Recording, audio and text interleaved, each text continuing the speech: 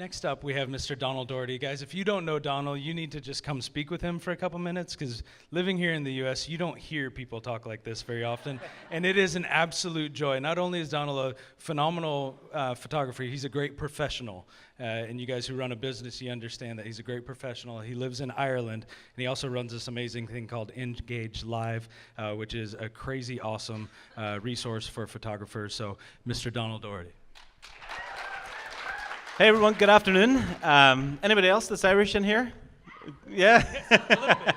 Can everybody understand me okay? Okay. Who here in the room would like to make more money? Okay, everybody, right? Who here feels like they do all this work, they work really hard to shoot the wedding and look after the client, and then when it comes to the sales part at the end, they kind of drop the ball? Who feels like that? Some people? Okay, cool. So I've got some very quick 5 ways to maximize your after sales. And so hopefully that's gonna help you guys out a little bit.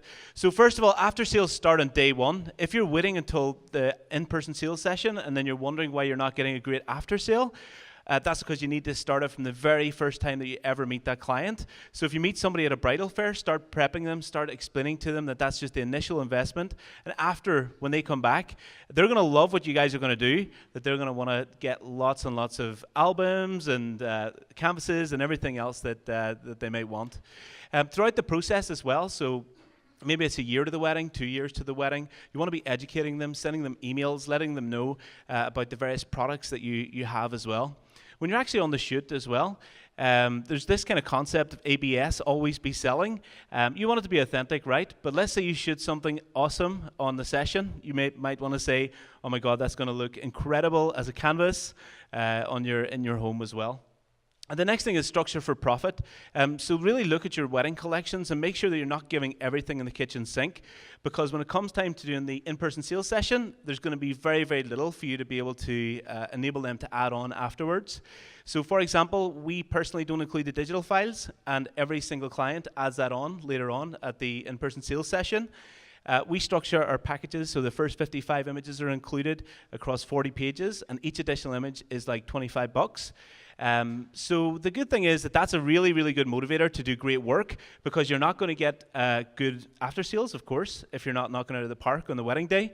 But also it's a motivator as well, because we know that we have to work really, really hard to make sure that we're going to make it difficult for them when they come back to choose their photos. At the in-person viewing session, I mean, if you think about it, if somebody's at home choosing their images from an online gallery, they may have had an argument with their partner. Maybe there's a bill kind of on the counter, and it's really not the ideal situation to encourage a good sale. Get them into your, whether it's your studio, you can control everything, the coffee, the music, everything there. You can create an amazing experience. When you play the slideshow, maybe play their first dance song and get them into that really kind of emotional state.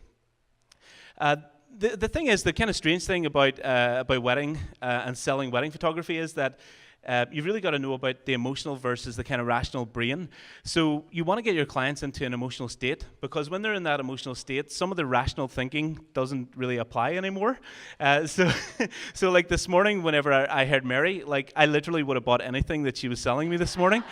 But like I was in tears at the front saying, whatever it is, I'll buy it.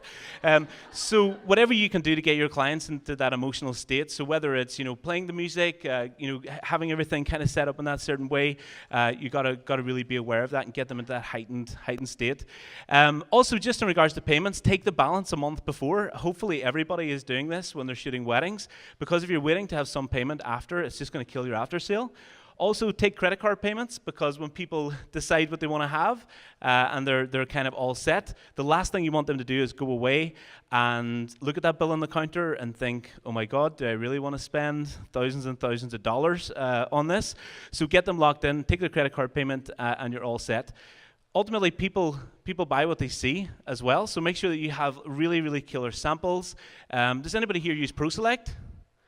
So ProSelect is a really good tool for doing your in-person viewing sessions as well. So you can actually design the products and show it to them what it looks like on their wall.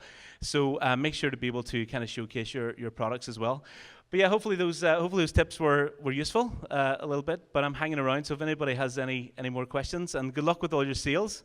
This time next year, everybody's going to be millionaires in here. Yeah, so so luck with Irish, right? Thank you very much, everybody.